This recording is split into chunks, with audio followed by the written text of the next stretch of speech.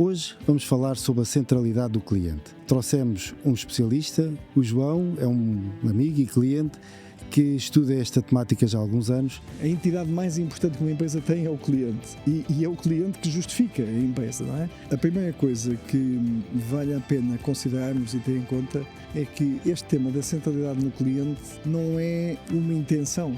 As empresas que efetivamente conseguem ganhar maturidade e diferenciar-se em centralidade no cliente constroem cultura. Como a centralidade no cliente começou na Amazon, não é só para consumo, qualquer empresa pode beneficiar de, em particular, mapear a jornada e ouvir o cliente. E consegues dar um exemplo de como é que uma PME, uma pequena empresa, consegue medir a satisfação do cliente e ter acesso a essas métricas? Qualquer empresa pode, por exemplo, no atendimento telefónico, auscultar os clientes e pedir de uma forma rápida e direta qual é a sua avaliação. Nós temos que ter em conta este poder que os clientes têm de influenciar outros. Exatamente. A minha perspectiva é, eu tento ser consistente, é mais importante um cliente satisfeito do que nós andarmos desesperadamente a conquistar novos clientes. A capacidade de ouvir e compreender o cliente é o que diferencia entre uma empresa que evolui e uma que fica para trás. Bem-vindos à Jornada do Empreendedor, um conjunto de masterclasses onde mensalmente convidamos um especialista a falar de temas de gestão que consideramos serem muito importantes para os nossos empreendedores. Hoje vamos falar sobre a centralidade do cliente. Trouxemos um especialista, o meu querido amigo João. Estamos aqui no Hotel Valverde, no incrível Hotel Valverde, e vamos falar então nos próximos minutos um bocadinho sobre a centralidade no cliente. O João é um amigo e cliente que estuda esta temática já há alguns anos, cinto negro de Taekwondo, portanto tenho de ter cuidado aqui com o que digo, e infelizmente com muito mau gosto a escolher a sua equipa favorita. Bem-vindo, João, obrigado por teres aceito aqui o convite. Maio, é um prazer, muito obrigado eu e parabéns por esta iniciativa, por tocar estes temas e outros nesta jornada do empreendedor, que eu acho que é um tema muito relevante para Portugal, com tantas PMEs. Estes temas acho que têm muita atualidade e relevância, em particular no nosso contexto. É verdade, é verdade. E eu até costumo brincar, até falávamos há pouquinho, que muitas vezes me aparecem lá no nosso escritório, normalmente até malta mais nova, com planos de negócios incríveis, com projeções financeiras espetaculares, e eu no fim pergunto, então mas e há cliente para isso? Tiveste o trabalho de pensar nisso? Este negócio foi desenvolvido para um cliente em específico e muitas vezes falham nessa resposta. Eu sei que tens estudado esta matéria, como eu disse, tens uma metodologia que desenvolveste sobre isto. Gostava que falasses aqui um pouquinho sobre ela para depois aprofundarmos um bocadinho claro, aqui, claro. Até com casos práticos. Claro que sim. Talvez a primeira coisa que vale a pena considerarmos e ter em conta é que este tema da centralidade no cliente não é uma intenção, não é uma estratégia. As empresas que efetivamente conseguem ganhar maturidade e diferenciar-se em centralidade no cliente constroem cultura. Cultura. E, portanto, Exatamente. Ser cultura quer dizer que a organização toda tem que respirar, tem que ter ações concretas, tem que evidenciar isto no dia a dia. Nós temos que sentir, não pode ficar por intenções, não é? E eu gosto da definição que temos trabalhado de centralidade no cliente, porque espelha exatamente isto. Nós definimos centralidade do cliente como um sistema, um conjunto de valores, e aqui está tudo fácil, porque um conjunto de valores, então hoje com a inteligência artificial, tu escolhes quais são os valores e eu digo-te, olha, metes isto no site, metes isto no relatório de contas, metes isto na parede da empresa. E está impecável, e portanto, a teoria é relativamente fácil. Agora, vem a parte mais difícil da definição. Portanto, é um conjunto de valores e comportamentos partilhados pela organização. E, portanto, é nos comportamentos partilhados que se vai manifestar a cultura. E, portanto, esses comportamentos partilhados para quê? Para que nós consigamos, através da experiência que damos aos clientes, conseguir a diferenciação e fazer com que, para além do produto ou do serviço, aquilo que é tangível que estamos a vender, que estamos a colocar no mercado, consigamos construir relações que promovam fidelização e a recomendação. E, portanto, é esta perspectiva da centralidade do cliente que eu acho que é importante primeiro ter consciência. Ou seja, gerar comportamentos e ter a organização comprometida nesta jornada de fazer a diferença pela experiência. E eu acho que às vezes também se comete muito o erro de se pensar que este tipo de tema é exclusivo de grandes empresas. Isso uma mega empresa é que se preocupa com estas coisas, uma mega empresa é que tem recursos para fazer este tipo de acompanhamento, medição, etc. Mas não, isto deve ser um pensamento transversal a de qualquer empresa de qualquer dimensão. O professor Peter Drucker, há 70 anos, foi o primeiro autor sobre esta matéria. Portanto, ele escreveu exatamente há 70 anos um livro em que dizia que a entidade mais importante que uma empresa tem é o cliente. Exatamente. E é o cliente que justifica a empresa. Não é? E nessa medida eu não consigo perceber qual é a diferença entre uma PME, uma pequena, uma nano ou uma grande empresa. Eu falo do meu caso. Eu trabalhei numa grande organização durante alguns anos. Há 4 anos que criei o meu próprio negócio e a minha própria empresa.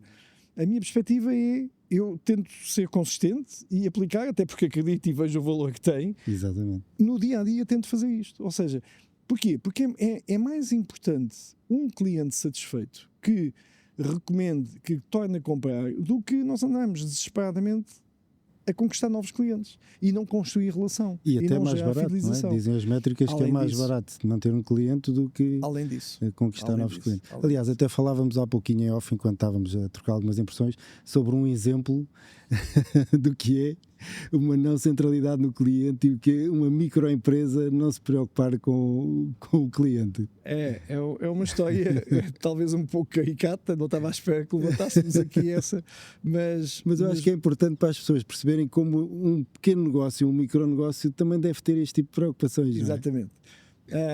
A situação passou-se numa terra que ambos gostamos muito, não é? Passou-se em Sesimbra, que é a minha terra de adoção, portanto eu já sou meio pechito, porque já há muitos anos e tenho lá a casa, como tu, não é?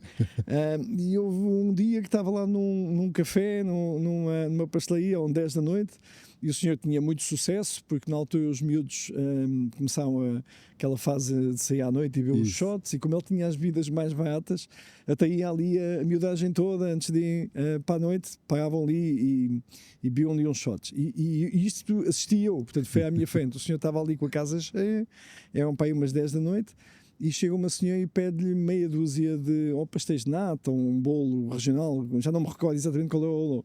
E o senhor estava assim a servir copos e de repente levanta os olhos, olha para a senhora e diz: mas com tanta casa aberta em Sesimbra, só me sabe vir chatear a mim, só me sabem vir chatear a mim. Exatamente.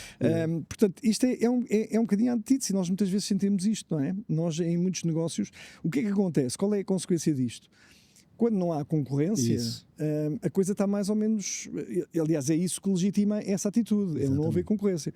Mas hoje a concorrência é global, quer dizer, se calhar se nós pensarmos no negócio dos táxis, se calhar há 10 anos atrás, em Portugal, nos Estados Unidos há mais, mas há 10 anos atrás, em Portugal, se calhar os taxistas pensavam que nada ia acontecer, não é? Exatamente. E de repente aparece um novo modelo de negócio, um modelo disruptivo, e como é que esses novos modelos aparecem?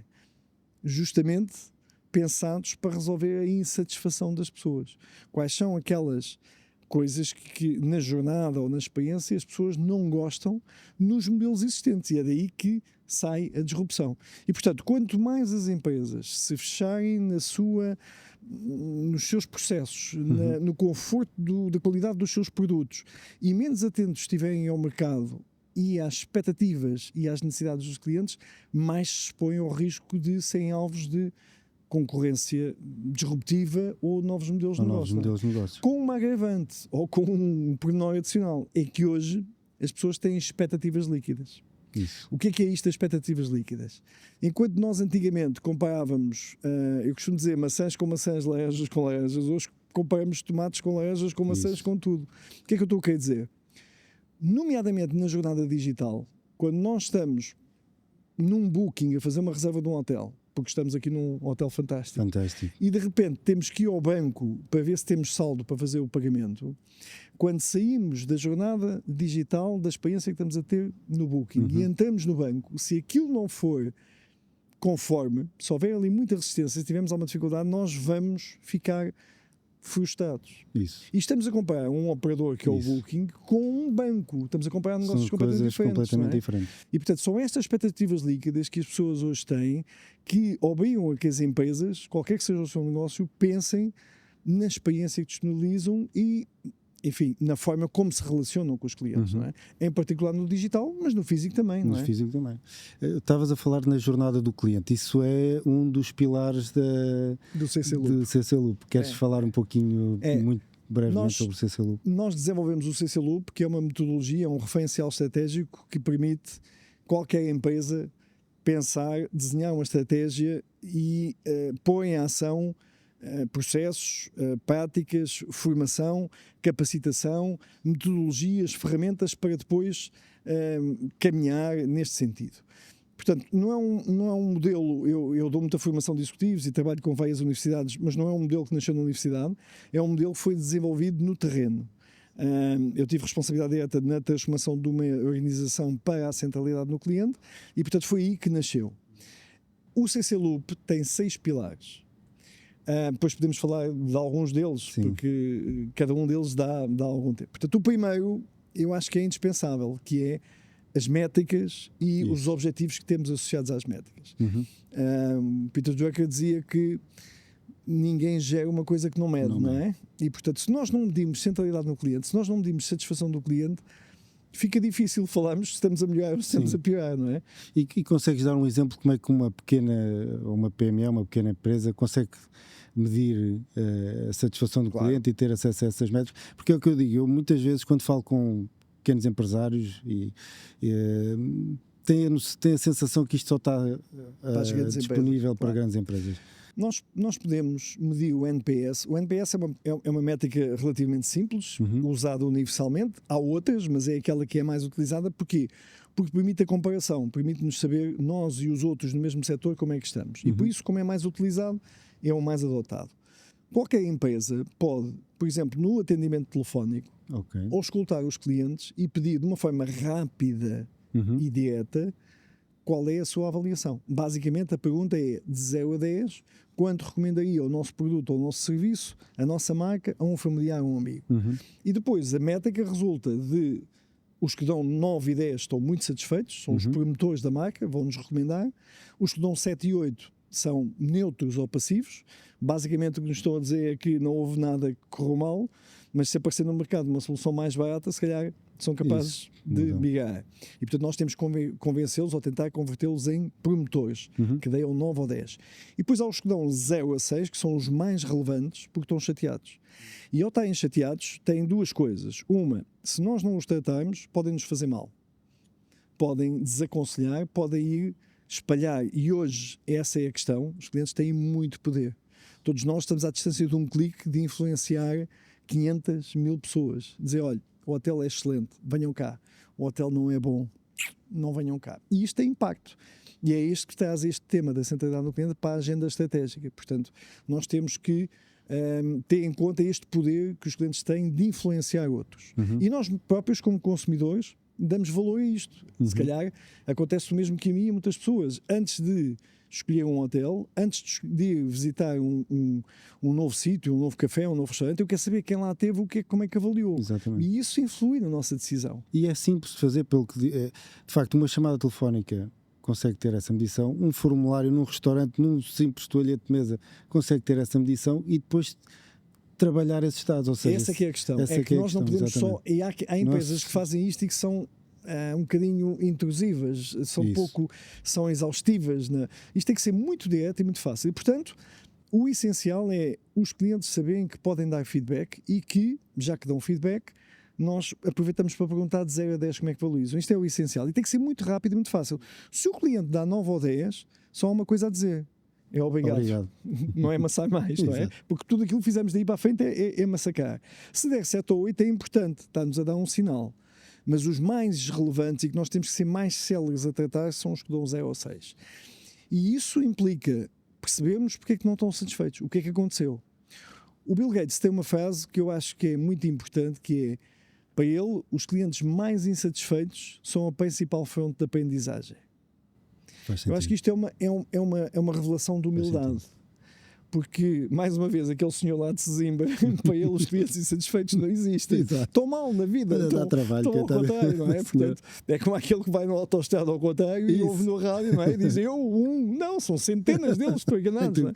Portanto, nós temos que ter humildade de aceitar que às vezes as coisas podem não correr bem e isso é uma fonte de aprendizagem, é uma fonte de desenvolvimento.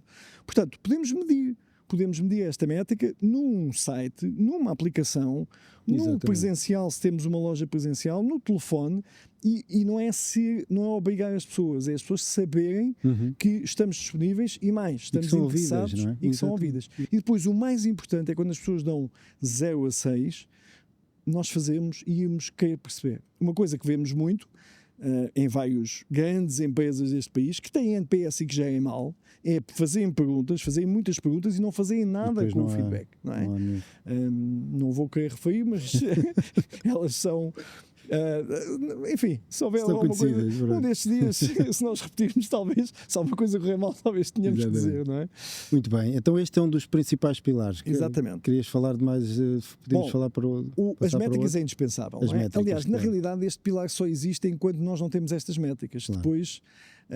Depois o outro pilar é a voz do cliente. A voz do cliente. É nós queremos ouvir os clientes e valorizarmos isso. E isto tem que ver com aquela citação do Bill Gates, não é?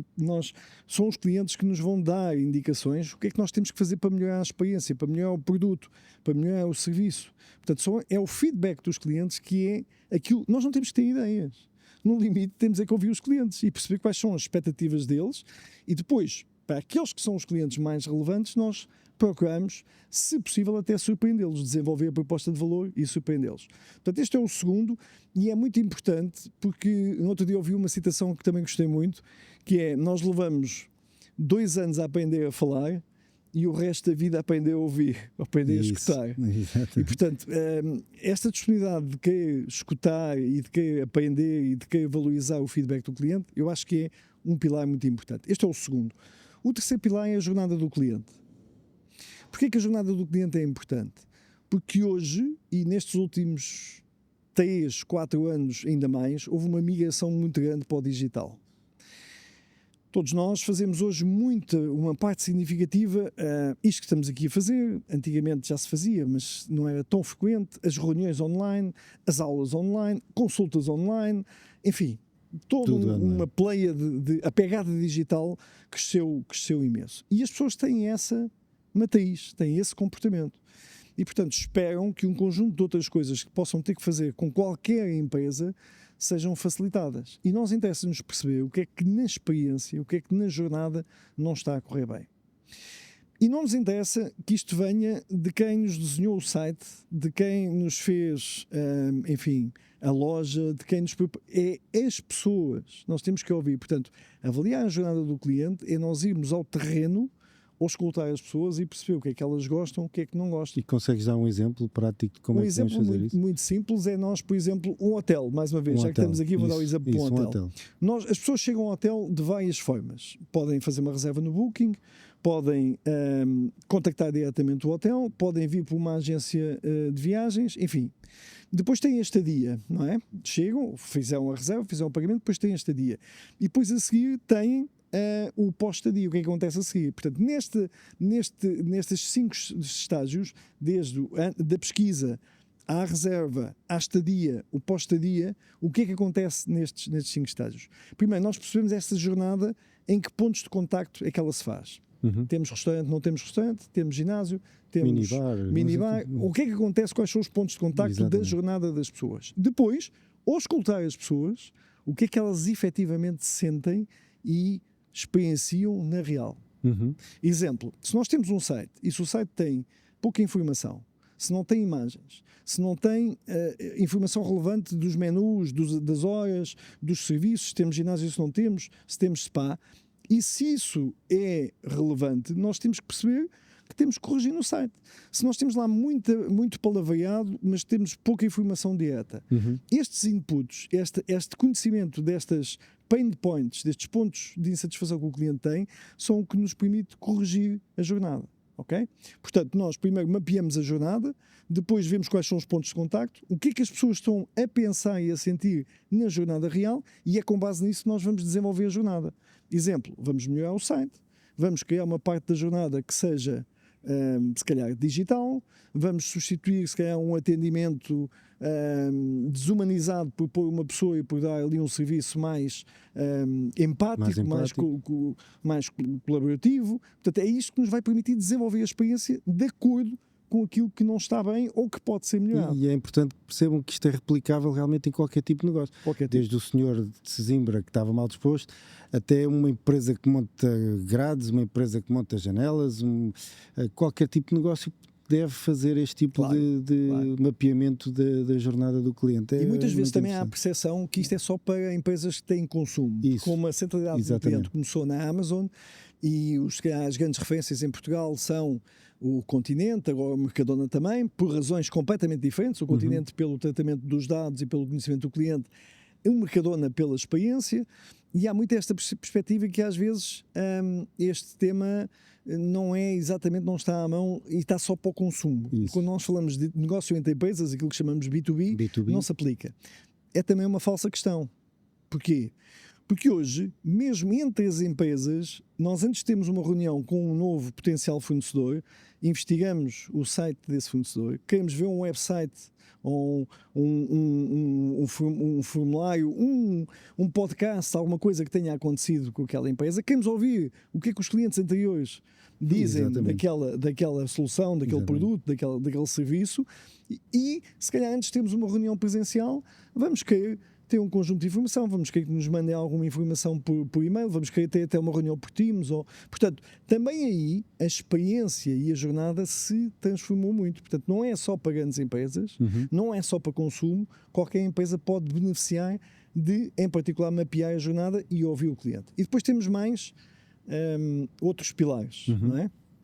Estes dois, a voz do cliente e a jornada do cliente, são o que nos ajuda a desenvolver a proposta de valor. A proposta de valor são 4 coisas. Qualquer empresa deve pensar nestas 4 coisas. A marca, quem não tem marca é uma commodity, não é? E mais uma vez, isto é replicável para qualquer tipo de negócio, qualquer dimensão. Qual é o valor da marca? Eu costumo dizer, o valor da marca é nós pensarmos entre ter um telemóvel ou ter um telemóvel com uma maçã dentada. Isso diz o valor da marca. O telemóvel é o mesmo, as funcionalidades são as mesmas, mas eu pago para... há um que tem uma maçã dentada. E portanto nós queremos ter uma maçã dentada. Quem é que se lembra de dar uma marca, fazer uma marca com uma maçã dentada para computadores? Isto é uma coisa de... não faz muito sentido, mas o que é facto é que as pessoas pagam para ter aquela maçãzinha dentada, não é? Pronto, este é o valor da marca. Depois, produto e serviço. Ninguém vende só produtos. Qual é o produto que eu tenho e quais são os serviços? E o quarto elemento da proposta de valor é a experiência. A experiência é tudo. É os pontos de contactos todos. Desde que eu descubro a empresa, se eu estou ou não relevante, se eu apareço nos sítios onde o cliente tem aquela necessidade ou aquele desejo, ou faz aquela pesquisa, até eu deitar a embalagem fora e já não ser cliente. É esta soma da experiência toda, o que é que as pessoas dizem, o que é que está nas redes sociais, isto tudo faz parte da experiência. Portanto, essas 4 coisas compõem a proposta de valor, marca, produto, serviço e experiência, são muito importantes de trabalhar com base na voz do cliente e na jornada do cliente. E eu não sei se é uma percepção minha, eu acho que às vezes só se focam no produto. É verdade. Só se focam no serviço. E acabam por não se preocupar. Eu tenho um bom produto, a experiência já não é importante. Ou não trabalha a marca. Eu tenho os tais pastéis muito bons, mas eu não tenho de tratar bem o meu cliente. Não me preocupo com isso. É verdade, e muitas vezes o que eu observo é que quanto melhor é o produto, maior é essa tendência. Porque o nosso produto é muito bom, portanto nós não temos que preocupar com a experiência, nem com a marca, nem muito com o serviço. O produto é bom, portanto as pessoas vão cá vir sempre. Não se preocupam com o resto. E às vezes até eu posso ter um produto que não é tão bom, mas se a minha experiência for boa, se eu for bem atendido, se eu me sentir bem onde estou, até o produto já não tem a importância que se calhar tinha no início, apesar de ser também importante. E isso hoje ainda é mais válido, porque nós vemos as gerações mais novas valorizam muito mais a experiência do que a posse. Era isso que eu ia perguntar. E portanto o ir buscar, o ir comprar o carro, se calhar não é tão relevante quanto a experiência que eu posso ter com aquele carro nesta cidade hoje, no fim de semana que vem noutra cidade, no mês que vem onde vou fazer um Erasmus, no outro mês onde vou estar com os amigos, e portanto a experiência é hoje muito relevante Aliás, no nós conjunto. vemos a Tesla, compra-se o carro pelo site. Enquanto que estamos acostumados a ir ao stand, experimentar, tudo mais, e esse paradigma está a mudar. Muito interessante. E depois faltam-nos 2 pilares, não é? Que são absolutamente cruciais nos dias de hoje. Não é dos dias de hoje, é de sempre, que é o compromisso dos profissionais. Ninguém consegue ter uma empresa sentada no cliente se os seus colaboradores, se os seus profissionais não forem os primeiros embaixadores da marca. Exatamente. Nós, se formos comprar um produto ou um serviço que a pessoa que nos está a vender não gosta, isso sente-se. E a pessoa não está a fazer um bom trabalho, não está a ser um bom profissional. Portanto, nós temos que conseguir, porque lá está, porque a centralidade do cliente é cultural e porque nós queremos uma experiência diferenciadora, nós temos que conseguir o compromisso, se possível até a paixão dos profissionais com a nossa marca, para que eles façam a diferença na interação, na experiência que estão a disponibilizar com as pessoas e que marquem positivamente. Sim, e isso hoje em dia, lá está, o objetivo é levantar a curiosidade sobre estes temas, mas obviamente depois existem um conjunto de técnicas para estimular que os nossos colaboradores sejam os nossos principais embaixadores. Sem dúvida. Por exemplo. Uma delas, por exemplo, passa pelo NPS que fizemos lá atrás. NPS. Assim como nós medimos o NPS dos clientes, nós podemos medir o NPS dos colaboradores e das áreas da empresa. E também aí queremos que haja um NPS elevado, que as pessoas sejam mais satisfeitas. Quando as pessoas não estão satisfeitas, nós temos que resolver. Pode ser uma questão de falta de preparação, pode ser falta de formação, pode ser enfim, pode ser uma pleia de questões. Pode ser remuneração, pode ser uma série de coisas. Enfim, e agora nós temos que perceber, porque se a pessoa não está satisfeita, não está feliz, nós temos que encontrar alternativas, não é? E aqueles que estão muito felizes, nós temos que os distinguir, temos que os premiar, temos que os valorizar, e portanto isto é importante também aí, depois de trabalhar a formação, trabalhar o upskill, e hoje em dia com inteligência artificial, com as novas ferramentas, isso é muito importante. Portanto, este pilar do compromisso dos profissionais é absolutamente crucial. E o último pilar são os dados, o conhecimento e a analítica do cliente. Portanto, como é que nós trabalhamos os dados do cliente, como é que nos suportamos nesse capital, nesse valor que são os dados, para ter uma relação diferente. Com a inteligência artificial, pois. E quando nós queremos gerar personalização, isto é absolutamente fundamental. Nós temos que começar por ter dados, temos que começar por armazenar os dados, por analisá-los e conseguir informação, para depois então surpreender as pessoas com uma jornada mais conforme. As grandes empresas, mais uma vez, fazem isto muito bem. Era isso que eu ia perguntar. A Amazon, dar um exemplo? A Amazon faz isto. Nós entramos na Amazon, vamos procurar uma máquina fotográfica ou vamos procurar um produto, e eles, da próxima vez que nós lá voltamos, sabem exatamente que isto é relevante para nós e, portanto, dão-nos uma oferta, mostram-nos coisas em linha com isso. Exatamente. Mas há outras empresas que também já o fazem, não é? Sabem qual é a preferência do cliente, e mesmo um pequeno negócio, se souber, se valorizar as nossas preferências, pode-nos dar um serviço, pode-nos dar um atendimento muito mais conforme com as nossas necessidades, não é? Com as nossas expectativas. E, portanto, os dados podem ser trabalhados a diferentes níveis. Nós podemos ter um CRM, podemos ter uma base de dados muito rica, mas podemos, se calhar, ter uma folha de Excel e saber o nome da pessoa, a data de aniversário, o clube e assim mais alguma coisa, para, em certos momentos, construirmos um bocadinho da relação, surpreendermos, darmos E, portanto, há um caminho que se pode fazer nesta questão dos dados. Não é de um dia para o outro, nós temos dados para perceber as atitudes e as preferências de todas as pessoas. Isso, chegamos lá, o continente já tem isso, mas tem um cartão e tem um programa de fidelização, claro, há 17 anos, não é? Claro. Andam há 17 anos a trabalhar nesta vertente. Portanto, começar pelos dados e trabalhar gerar informação de cliente que seja relevante para termos desde logo, eu gosto do exemplo, por exemplo, da Starbucks. A Starbucks, para ganhar a notoriedade que ganhou, foi a tratar as pessoas pelo nome e a pôr o nome no copo. Isso. Não foi qual foi a tecnologia. Foi saber que as pessoas gostam de ser tratadas pelo nome. Não é uma coisa tão simples quanto e a pessoa ser chamada, e depois as pessoas pegam no copo, tiram uma fotografia e partilham nas redes sociais. E, portanto, isto dá um awareness. Eu pergunto, qual é a pequena empresa que não pode tratar as pessoas pelo nome? Isto não existe tecnologia nenhuma, não é? Dizer obrigado são coisas que...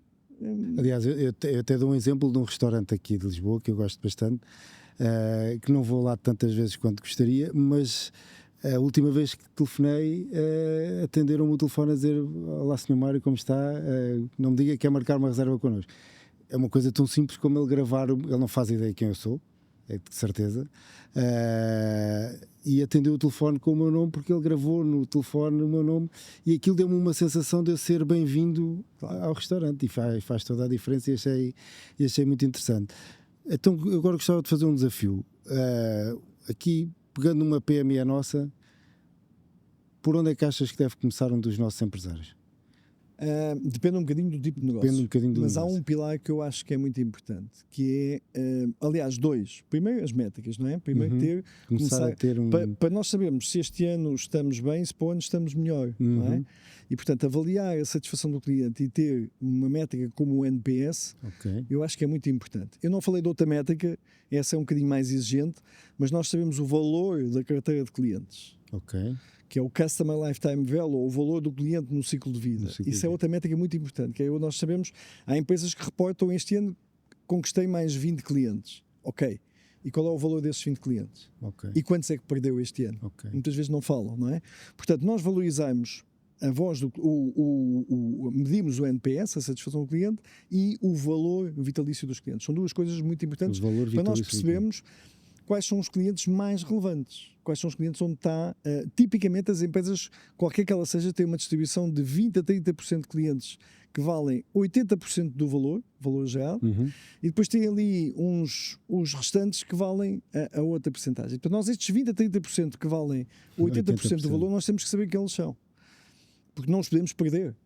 Porque se os perdermos, vai 80% do negócio, não é? Exatamente. Portanto, temos que saber quem eles são e tratá-los de uma forma diferente. Portanto, primeiro as métricas, e segundo, a voz do cliente. A voz do cliente. É por aí que eu começaria. E depois, logo a seguir, tendo consciência que o compromisso dos profissionais é fulcral. Nós temos que ter as pessoas a bordo deste desígnio, deste propósito, e temos que fazer que as pessoas sejam os primeiros embaixadores da nossa empresa, não é? E isso faz-se com objetivos, com valorização, com uma coisa que nós portugueses não somos muito bons, que é reconhecimento, que é dizer, bom, os espanhóis são melhores do que nós, os americanos então qualquer coisa fazem uma festa, não é? Por isso o Dia da Ação de Graças é tão relevante, mas nós devemos valorizar mais aquilo que temos de bom, e infelizmente temos muita coisa de boa, faz-se muita coisa de boa em Portugal. Muito bem, muito interessante. Eu vou fazer um desafio a todos os nossos convidados que vierem cá. Eu gostava que estas masterclasses tivessem a capacidade de gerar, por um lado, a curiosidade sobre estes temas. Obviamente nós não conseguimos, como eu estava a dizer há pouco, aprofundar muito, porque cada um dos pilares dava com certeza aqui uma tarde de conversa, mas eu gostava que isto tivesse uma consequência, e gostava de desafiar a que tivesse aqui um material entregável aos nossos clientes. Talvez qualquer coisa relacionada com o CC Loop, qualquer coisa relacionada com isto que nós tivemos a falar agora aqui, para que quem quiser pelo menos pensar um bocadinho sobre o assunto, ter ali um guião para uma primeira avaliação, se faz sentido ou não pensar sobre estes temas.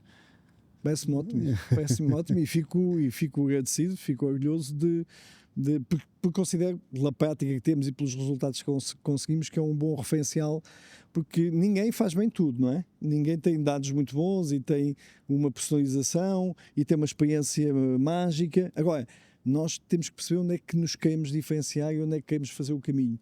E, repito, as métricas, a voz do cliente e o compromisso dos profissionais são daquelas coisas que é como o pão com manteiga na mesa da refeição, não é? E notas que existe alguma diferença? Quer dizer, existe certamente nesta nova geração e nas gerações mais antigas, este tipo são desafios diferentes, ou seja, se calhar para valoriza mais alguns temas do que as gerações mais antigas, menos digital. É muito interessante essa tua questão, e esse é talvez o grande desafio que hoje, por exemplo, a banca tem, não é?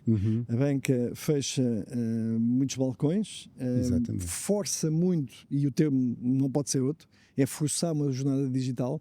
E eu digo forçar porque Porque fazer transformação digital não é passar para o digital aquilo que se faz no físico. Claro. Fazer Claro digital que é o que, por exemplo, a Revolut faz, que dá uma experiência completamente diferente, muito intuitiva e dá soluções e serviços que, se calhar, não são assim tão comuns e que existissem antes, não é? Portanto, nós temos que pensar, mais uma vez, olhando para o mercado, o que é que as pessoas, quais são as necessidades. E quando nós temos diferentes segmentos com diferentes necessidades ou diferentes hábitos, nós temos que adequar a experiência a esses diferentes segmentos. Exatamente. A banca, ao tentar forçar uma jornada digital que não está pensada, está a perder, está já muita insatisfação e está a perder clientes. Portanto, nós temos que pensar a experiência que damos alinhada com as expectativas e com as necessidades dos diferentes segmentos. Não é one size, não é a mesma solução para todos. Não é? Exatamente. Nós temos que perceber, as gerações mais novas são muito mais digitais. E o banco é uma coisa que nem se concebe, não é? A minha mãe ter a caderneta e ter o saldo atualizado e ter uma senhora ou um senhor do banco que ela sabe o nome e quando não percebe uma coisa pode contactar, é a questão. E, portanto, para aquela instituição, isto é muito relevante ter em conta. Muito bem. Olha, eu gostei imenso. Eu pelo menos fiquei aqui preocupado se as minhas meninas lá na Mário Moura Contabilidade são embaixadoras de nós ou não. Eu espero que sim, eu acho que são. Eu, enquanto cliente, tenho essa perspectiva. Muito obrigado.